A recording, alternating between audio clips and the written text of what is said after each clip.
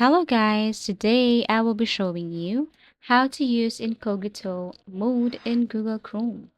If you find this video helpful, please do like and subscribe. So let's start. First, you have to open any web browser, tap these three dots and click New Incognito mode.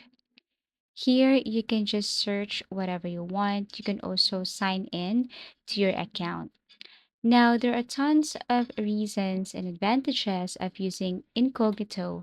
Same as other browser, you can search or you can look for YouTube, you can watch any videos right here or search for a specific article. Now, the advantage of Incognito mode is that it has no browsing history saved, no cookies or site data stored, more neutral search results, easy for managing multiple accounts, extra layer of privacy on shared devices, and a lot more. So, incognito doesn't make you anonymous online.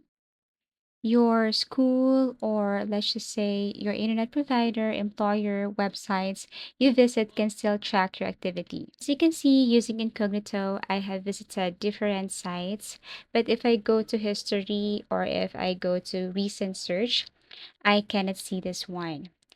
If I exit incognito and go to my main browser, if I tap this three dots and go to history, then there is no trace. And like what I've mentioned earlier, no browsing history is saved. And that's how easy it is to use incognito mode in Google Chrome. Thank you for watching and see you again in our next video tutorials.